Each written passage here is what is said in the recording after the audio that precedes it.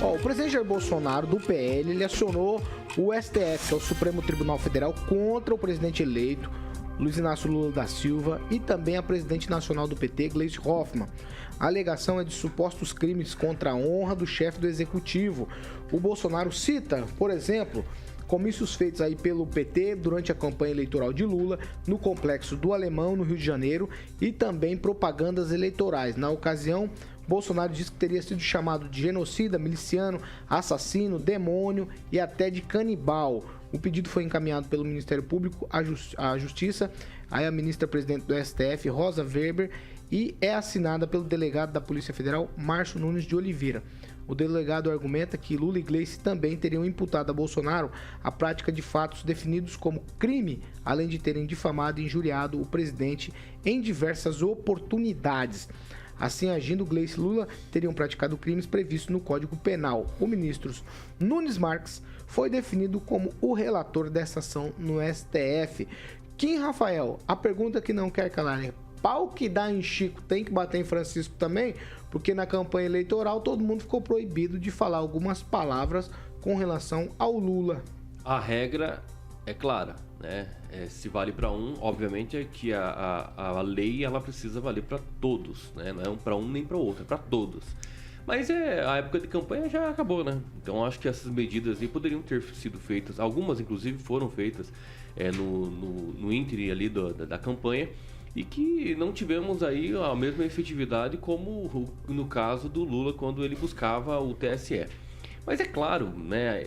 Logo pro STF, não tem o que fazer. Eu acho que o STF vai engolir como... Nunes Marques, relator, Kim. Mesmo assim, né? Quem soltou o Lula não foi outro ministro, a não ser o voto de Minerva do Nunes Marques. Indiferente de quem seja indicado ou não, tá lá o STF. A partir do momento que o cara é empossado, o ministro do STF, o cara vira um semideus. E olha lá, não dá pra discutir muito, é capaz de ser Deus mesmo. Então, tudo muda. A regra, ela funciona completamente diferente como os 11 ministros querem que ela funcione. Então esse é um grande problema que nós temos hoje no Brasil e não dá para fugir disso. Rui Barbosa sempre foi assertivo, né? Contra aí uma ditadura do judiciário é difícil, né? Porque nós não sabemos para quem recorrer depois do Supremo Tribunal Federal. Vamos lá, Kim. Pro Vaticano? Rigon, 1 minuto. É uma pessoa muito educada, tem toda a razão processal, né? Ele só desejou a morte por câncer para uma presidente da República, foi condenado por atacar uma jornalista e foi denunciado por atacar outras mulheres políticas jornalistas. Quando usaram a cabeça dele para jogar futebol, ninguém falava nada, né?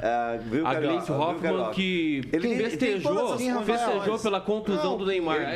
Esse povo do amor que venceu o ódio aí, não dá para falar muito e defender, porque é muita hipocrisia. Eu tô tentando equalizar o tempo aqui de cada um. Conclui, então, ele tem todas as condições para processar alguém por críticas, né? Um sujeito que tem esse cabedal, essas coisas todas. Mas o que ele está fazendo basta ver a manchete da Folha de São Paulo de hoje, né?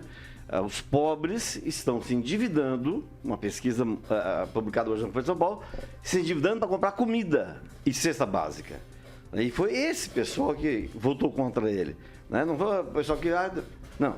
Então ele está tentando desviar o assunto do buraco, do tamanho da quebra que ele vai deixar no país. Então vai ser preciso 2023. Imagino que vai ser um ano muito difícil, porque... Vai, Rigon. Ontem saiu a informação de que o orçamento que o Bolsonaro deixou, além de cortar saúde, educação, merenda escolar, vai ser pela primeira vez em 10 anos que o Ministério da Saúde vai ter o menor orçamento possível. Então aguardem. Como é que vai ser o orçamento, o tratamento de saúde do ano que vem? Vamos lá. E o cara preocupado de desviar a atenção disso. Fernando Tupan, você não fala disso. Fernando Tupan, 1 minuto para você. Olha, Paulo Caetano, esse processo não vai dar em nada. O que vai fazer? Vai tirar o Lula do Palácio? Isso não tira o Lula do Palácio, nem a Gleisi Hoffmann. Mas eu vou falar uma coisa assim, o Lula, você deveria pensar o que o PT fez pelo Brasil entre 2003 e 2016, quando a presidente Dilma sofreu o impeachment em maio de 2016. A gente tem que pensar o que eles fizeram. Então, e hoje a maior percepção que a gente tem, assim, assim, eles não vão fazer a mesma coisa. A imprensa já está discutindo. A imprensa golpista, como a Folha de São Paulo, pelo amor de Deus, ela tem interesses mesmo em publicidade e ponto final. Na verdade, não tem a verdade acima de tudo. E as palavras que sempre foram distribuídas, atribuídas a Bolsonaro por Gleisi Hoffmann, por Lula e por outros, PT, eram sujeitos mesmo a proibições, como o Bolsonaro foi imputado pelo STF. Então nós precisamos dar uma revisada em tudo que tem. O Brasil precisa ser passado a limpo, principalmente que um pode e o outro não pode nada. E isso está muito cansativo, Paulo Caetano. Eu quero saber de você agora. É mais uma cartada do Bolsonaro aqui nessa escalada, eu acho assim, de tentativa de alguma coisa ainda com relação à posse do Lula. É interessante que quando os ministros do STF, né, são propensos ao PT, enfim, ao Lula, aí dizem que, né, foi a indicação do Lula, a indicação da Dilma, mas quando tem um ministro lá, né, que vota alguma coisa, aí não importa se a indicação foi do Bolsonaro, enfim. Mas tá certo. O outro lado também foi processado, o Bolsonaro tem que ir para cima mesmo, o seu corpo jurídico, e processar. Ainda é uma tentativa pensando na eleição, acredito que isso seja difícil, mas a ação ela pode ter a sua condenação no sentido, enfim, né, do assédio, enfim, dessa questão do palavreado usado. Não? Tem que ir para cima, tem que ser, como se disse, pau que bate em Chico, tem que bater em Francisco, tem que ser um risco e vamos para cima. Pamela Bussolini, 1 minuto para você também, Pamela.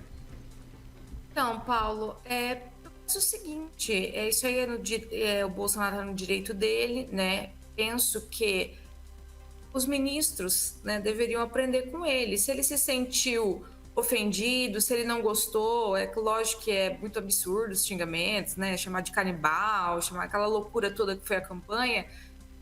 Se a pessoa se sentiu ofendida, ela deve fazer a queixa dela, procurar o judiciário, né? O duro é tentar cercear o direito das outras pessoas, como os ministros fazem, né?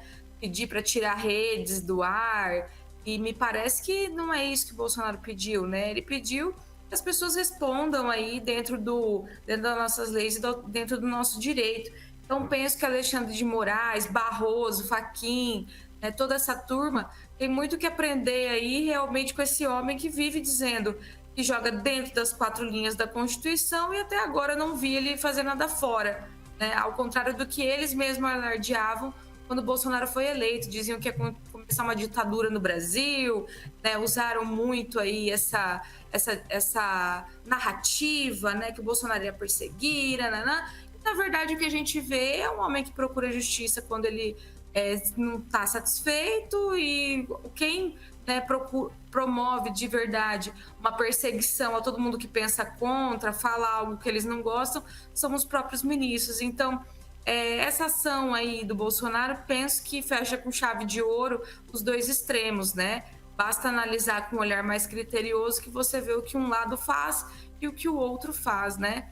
Chame-os do que, né, você acuse-os do que você faz. É isso que a esquerda faz. Seja o pessoal da esquerda no judiciário ou seja o pessoal da esquerda na política.